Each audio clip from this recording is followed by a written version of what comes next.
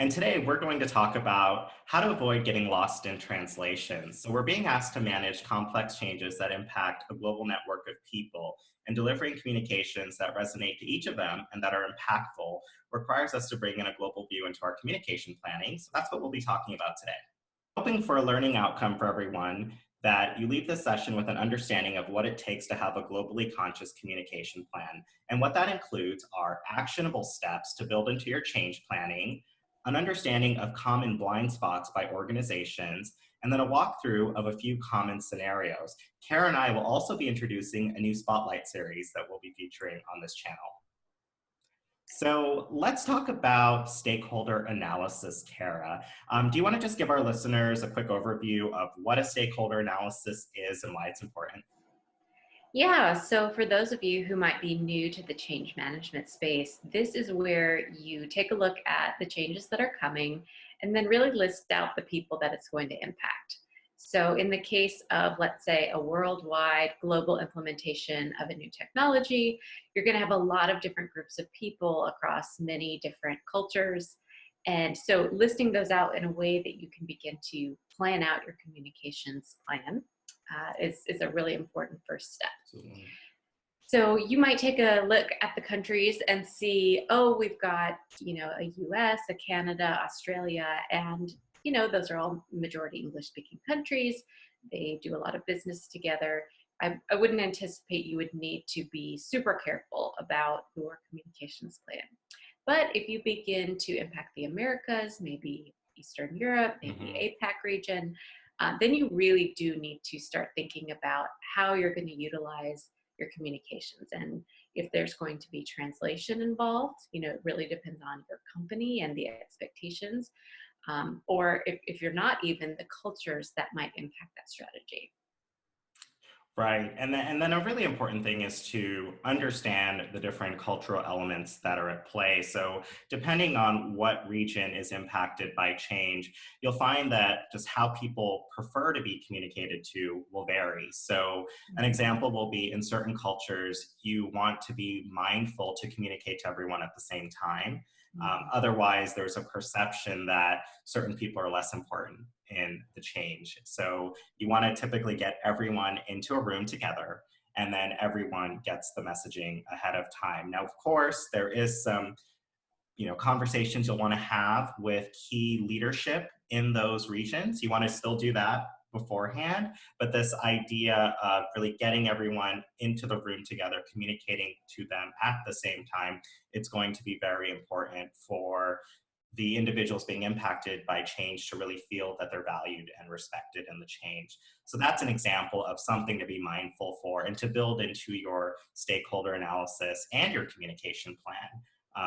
Oftentimes details such as those do get lost when you're Mm. impacting change at a global scale. You mentioned a really important one, which was translations, Kara. Yeah. And I think with that, when we were talking about this, it's the impact of the messaging that sometimes gets lost in translation. So you might have a statement where in American English, it resonates very clearly. It is a powerful statement, but then in other interpretations of the English language, it might not pack as much of a punch or be as powerful and empowering as you were aiming for. And just little nuances like that, even in the same language categories, are very important to be mindful of.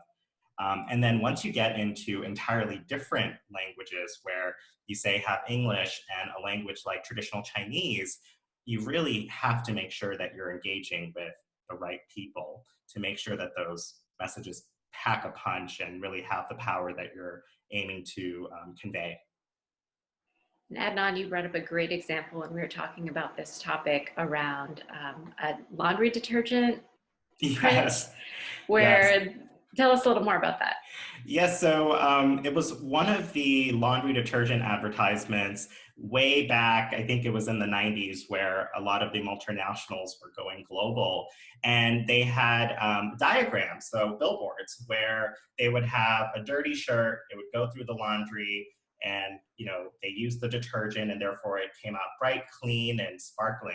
While the challenge was they were actually launching these billboards globally regardless of which way people read the language. So in certain languages, you would actually read in the opposite direction. So they saw a clean shirt, it went through the wash with the detergent, and then it came out dirty. And people thought to themselves, well, what the heck is this? Why would I spend money on something that just gets my clothing dirty? So at the time, people weren't really understanding why the sales weren't going so well. And that was the reason why they forgot to take into consideration that people read in a different direction entirely.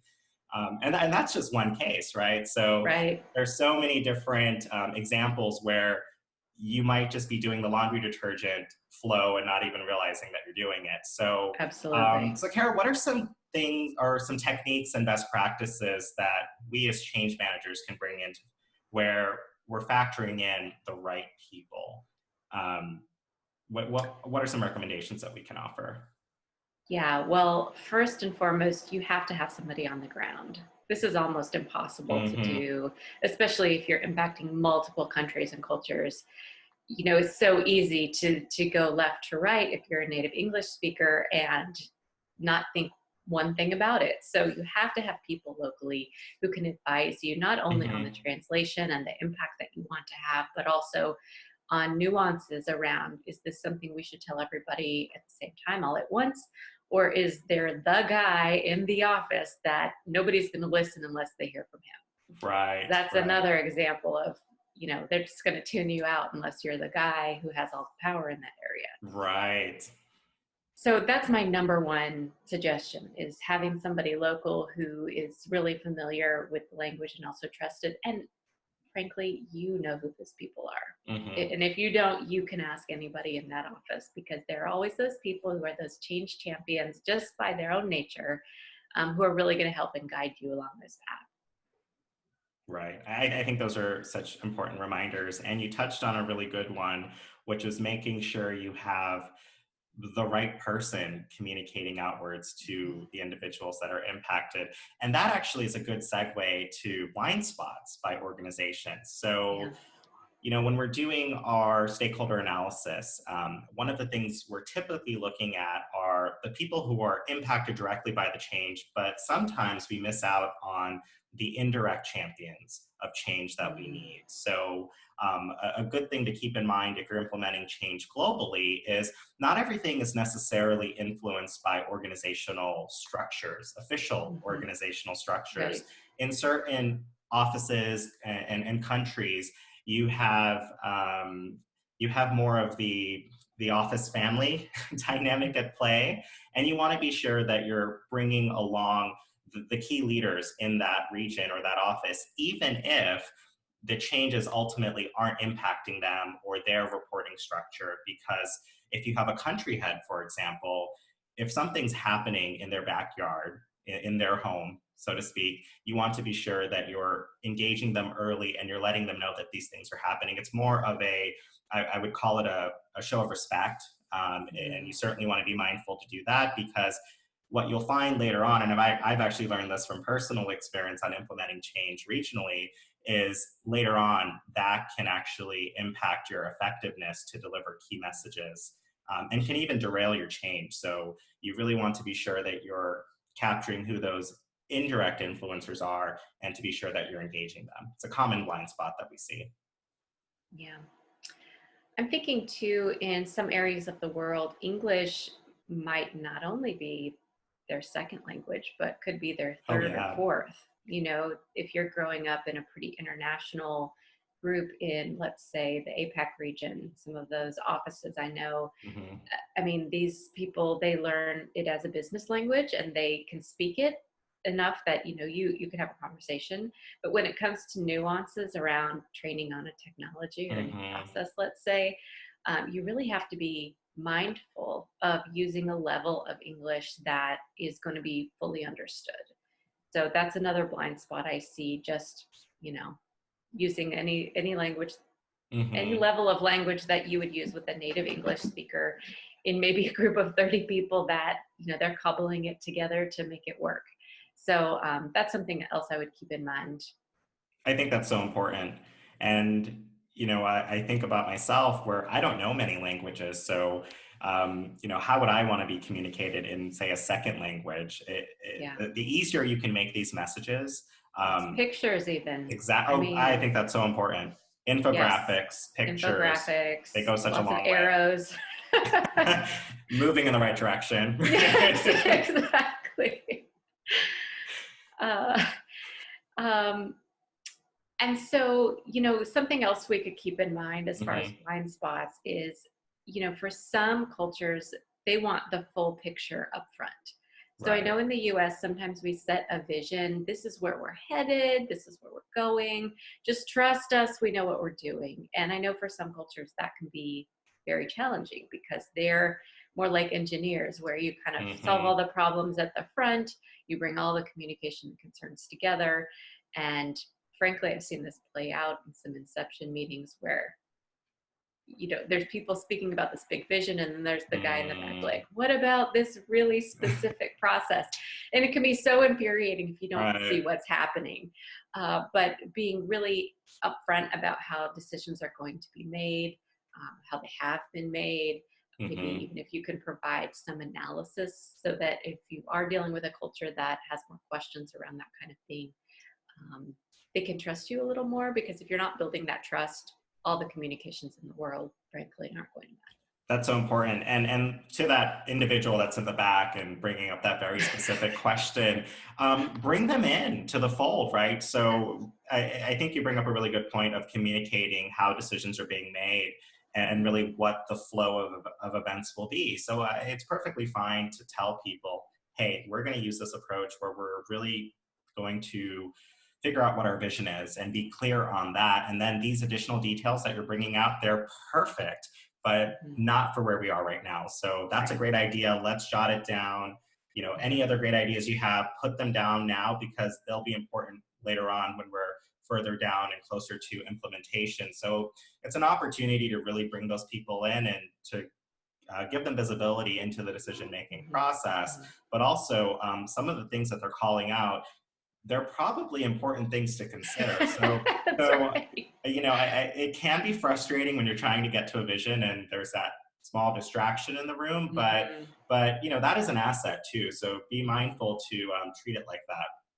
And I think that just goes to show that you respect people's opinion and you value their contributions. Just not at the vision stage of where you are. You need to really focus it in at a different time.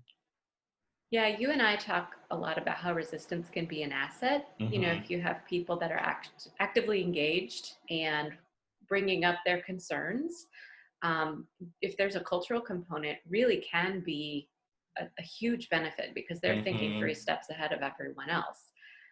Where it becomes a problem is if you don't treat it like that, and you Right. treat it like resistance, and you start to just, can you just not talk so much in this meeting? You're starting to distract people. That is a really nuanced conversation. So entrust your change manager if you're if you're having that kind of voice in the room. But that feedback loop, kind of moving Hmm. to our next topic, common scenarios. How can we get that honest feedback from people who might think differently than us, and use Hmm. that as an asset rather than a detractor? Right. It's a tremendous asset. So I'd like to share an example that I didn't personally participate in, but I did hear about from a colleague who was in the middle of it. They were working on a technical implementation that was mostly used internally, but was going to have some client facing materials in it. Mhm. And so the feedback they got, it was in Japan, we need this all in Japanese. We need this in Japanese. This is non negotiable. So they spent months working with translators, getting the whole system in Japanese. And it turns out at the end, they only needed the client facing materials in Japanese. That was the Ooh, requirement. it's a lot of wasted development time A lot of money, a and lot a of lot of money. time. Yes. Yes. Yes, And I feel really bad for the people who invested all the time to make it I know, work in I Japanese know. and to I have think everything about in the poor Japanese. project manager Right. trying to add this extra work stream. Oh, goodness. Yes, painful, right? And so Mm, that is a perfect example to me of how something got lost in translation, where just taking an extra moment to say, let's really revisit these requirements. Let me send you a prototype. right. Here's what the front page is going to look like. Is this what you were thinking? You may just have to spend some extra time questioning your own assumptions with the person you're speaking to.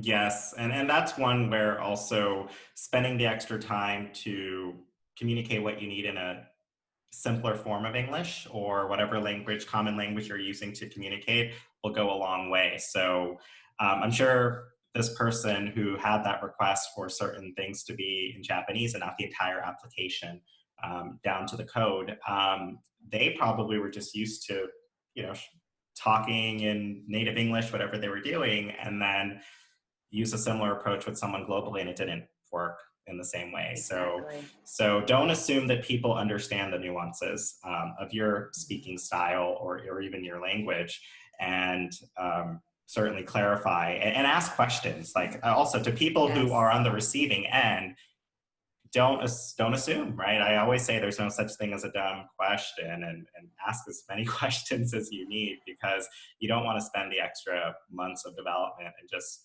oh, the morale of the team. Oof, go through all that effort.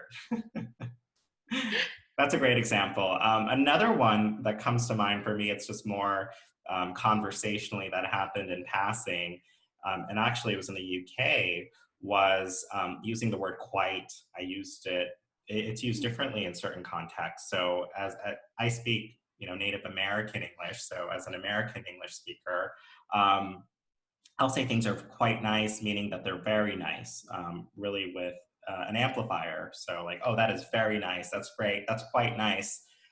Well, I was with one of my British friends and I said the same thing. Oh, that's quite nice. And apparently it was a very different meaning over there. It meant it's nice, but it's not that it's very nice. Oh, So then I learned something. It's, oh, okay. So things like quite nice that I just take for granted in the United States, if I had said yeah. that to one of my colleagues in the UK, gave them feedback on training, which I think I actually have done. If I had done that, they were probably wondering, gosh, what did I do wrong? So that was Where's the but? right, right. But what did I do wrong? So even in our own native Mhm. languages, we have these nuances that we miss. So when you're going across completely different languages, I Mhm. mean, it's so important to really be clear on expectations and what you're communicating. And the easier you can make it, the better. And with that, we are going to do something a little bit different going forward. If this has whetted your appetite for a little more information on different cultures, we are going to take time out every third or fourth episode and really focus in on a single culture. So I think our first one is going to be Eastern Europe. Mhm. This is a really interesting region of the world that has gone through a lot of cultural fluctuation over the last several decades, and has some nuances that I wouldn't have anticipated. So we're going to have some experts come on and share with us, what we should keep in mind when working with this region. And if you have a region that you are particularly interested in learning more about, you can write us, Kara at ChangeNerd.com or Adnan at ChangeNerd.com. And with that, the Change Nerd collaboration, if you haven't heard already, we are going to be hosting a learning channel.